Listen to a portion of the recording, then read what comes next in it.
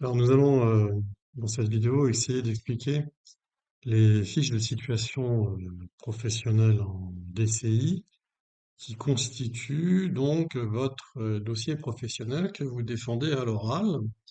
Et l'oral, c'est votre épreuve de DCI puisque c'est la seule épreuve que vous avez en DCI, un oral de 30 minutes sur lequel vous êtes évalué pour valider cette matière. Donc, comme vous le voyez ici, il y a 5 compétences à valider. Réaliser une veille sur l'environnement, analyser un marché cible, identifier des modalités de déploiement sur le marché cible, contribuer aux démarches d'adaptation euh, de l'offre de l'entreprise sur son marché cible et participer à la prospection commerciale. Ça veut dire que votre dossier doit couvrir ces 5 compétences. Si ce n'est pas le cas, comme vous le voyez ici, on va vous enlever 3 points. Donc, première observation sur les fiches de situation que vous devez produire, elles doivent présenter les 5 compétences. Sinon, vous partez avec une notation non pas sur 20, mais sur 17 points uniquement. Donc, c'est-à-dire que vous êtes déjà pénalisé 3 points, ce qui n'est pas rien. Deuxième observation, il va y avoir des points négatifs encore également sur votre dossier professionnel. Et on est bien sur le dossier professionnel ici. Il va y avoir des points négatifs si vous ne présentez pas toutes les situations professionnelles attendues. Quelles sont les situations professionnelles attendues? La première, c'est une situation professionnelle vécue en entreprise. Donc, quelque chose que vous avez vécu en stage ou dans un contrat d'alternance si vous êtes alternant. Deuxième situation attendue, une situation professionnelle réalisée en formation. Alors, ça ne veut pas dire que c'est sur une entreprise qui n'existe pas. C'est une entreprise qui est réelle, mais une situation que vous n'avez pas faite en entreprise. Ça veut dire quoi ça?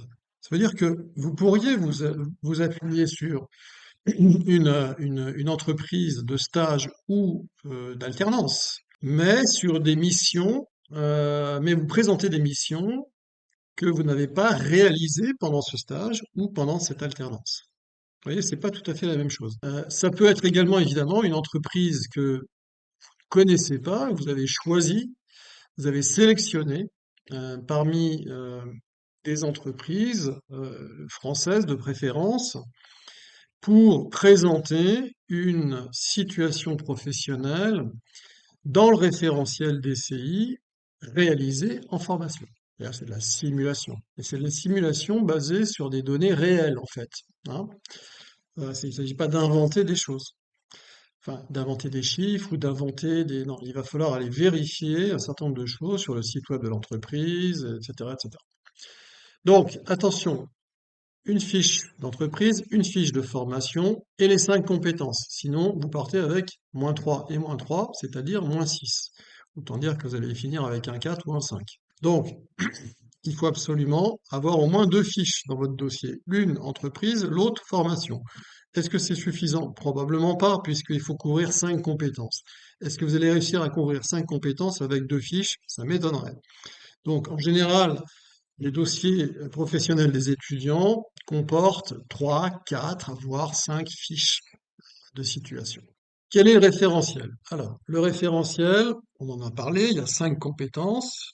Elles sont ici, les 5 compétences professionnelles que vous avez, c'est-à-dire la veille, l'analyse, le déploiement, l'adaptation et la prospection, pour simplifier, pour le dire en un seul mot à chaque fois. Ce qu'il faut bien comprendre, c'est que ces compétences, vous allez les développer dans votre dossier professionnel à travers, bon, 2 pages de synthèse, c'est vrai. C'est-à-dire, les 2 pages de synthèse, c'est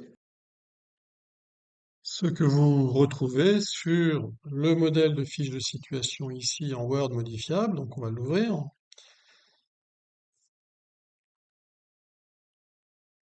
Voilà.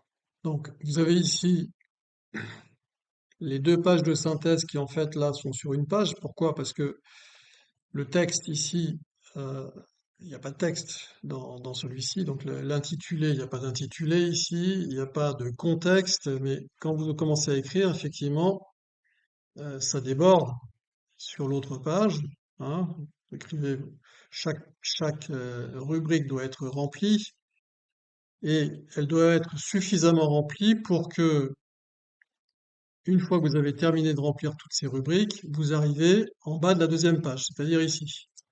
Donc, ces deux pages de rubriques, c'est une synthèse de votre situation professionnelle de DCI que vous présentez dans vos annexes. Et alors les annexes, là, c'est le travail complet, détaillé, bien présenté, en tableau, en conclusion, etc. Alors, on peut regarder vite fait, voilà un brouillon de dossier DCI. Alors, je vous conseille pas de le copier, hein, parce que c'est un travail personnel, donc si cette vidéo est regardée par pas mal de monde, et donc si vous copiez ça, bah, vous risquez de vous retrouver avec un dossier non valide, hein, c'est-à-dire fraude, plagiat, etc. Donc attention. Vous avez par exemple ici, vous voyez, un contexte qui va faire allez, entre 6 et 10 lignes, les objectifs, les activités menées, les ressources et outils numériques. Bon, c'est pas terminé là en fait, hein, vous voyez, il y a pas mal de choses en vert encore, c'est-à-dire choses à terminer en fait. Donc vous comprenez bien que à la fin de la rédaction de ces deux pages, voilà, on arrive à deux pages exactement. Donc moi, ce que je vous conseille de faire ensuite, c'est de mettre vos annexes par fiche à la suite. Donc, vous voyez, il y a quand même pas mal d'annexes à développer. Les annexes à la suite des deux pages, donc dans un premier temps, c'est-à-dire tant que vous êtes en train de travailler sur cette fiche, la conception de cette fiche. Une fois que vos fiches sont terminées, les annexes, vous les mettez dans la trame annexe. Vous les regroupez toutes. C'est pour ça qu'il faut absolument leur donner un numéro d'annexe. Et ce numéro d'annexe, vous l'utilisez pour, dans les notes de bas de page de ces deux pages-là de fiches de DCI, vous annotez les numéros d'annexe auxquels vous renvoyez. Donc les deux pages, c'est un executive summary qui renvoie à des annexes. En note de bas de page, vous mettez les numéros d'annexes auxquels vous renvoyez, et vous avez une trame annexe qui regroupe toutes les annexes de toutes vos fiches. Si je reprends les annexes ici, cahier des charges, mots-clés booléens, analyse de source, et recherche, trade map, Google Market Finder, matrice de sélection. Donc là, on est sur une fiche qui présente deux compétences, une compétence M de recherche Internet et une compétence N, analyse, de sélection de pays export. Oui, c'est pas la fiche la plus compliquée à faire, celle-ci, hein. Vous aurez évidemment à cocher si elle est faite en formation ou en entreprise, comme vous le voyez. Bon, ici, c'est une fiche faite en formation. Une date de réalisation, bah, septembre à mars, par exemple. L'intitulé, etc., etc. Donc, si je reviens sur ma fiche de situation, voilà à quoi elle va ressembler. Alors, vous avez compris qu'il y a donc des rubriques qu'il va falloir remplir. Donc, pour remplir ces rubriques, il faut connaître vos intitulés de fiches DCI. Je vous rappelle qu'il va y en avoir plus de deux. Deux, c'est vraiment le minimum, mais il risque d'y en avoir trois ou quatre. Donc, il va falloir que vous réfléchissiez dans un premier temps à quel type de mission je vais présenter sur mes trois ou quatre fiches. Ici, vous avez dans la partie tutoriel de réalisation du dossier, vous avez une proposition de fiche. Vous avez ici un exemple de fiche de situation numéro 1 qui fait en fait, c'est celle qu'on a vue, qui fait la sélection de pays export et la recherche Internet. C'est-à-dire de la veille, M, compétence M, et de l'analyse, compétence N. Puis une deuxième fiche qui propose un travail sur le, euh, le diagnostic export et la veille. Mais la veille, cette fois-ci, push. C'est-à-dire qu'on va faire du paramétrage de veille à la fin du diagnostic export.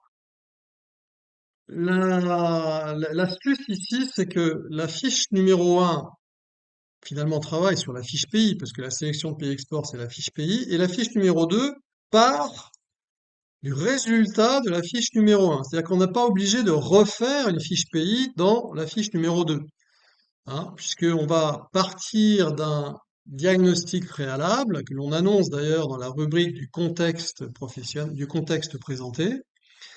Et on utilise donc le travail fait dans la fiche numéro 1 pour démarrer la fiche numéro 2, qui va présenter donc un diagnostic export. Alors, qu'est-ce qui nous manque si on a fait la fiche pays? Il nous manque les données sectorielles, il nous manque le diagnostic interne, il nous manque un SWOT, et donc un diagnostic export positif ou négatif, avec des choses autour de ça, évidemment. Hein, il y a d'autres choses autour de ça, mais je ne rentre pas dans le détail ici. Vous avez ensuite, ça veut dire que si on fait ça, on a fait du M et du N dans la première fiche, du M et du N dans la deuxième fiche. Alors pourquoi il y en a deux? Parce qu'en fait ici c'est du pull et là c'est du push. Bon, en fait il y a du pull et du push. Du pull vous allez en faire partout de toute façon parce que c'est de la recherche internet. Donc là, en faisant ça, on a commencé à compléter de façon totale finalement la compétence veille. On a fait la veille pull et push.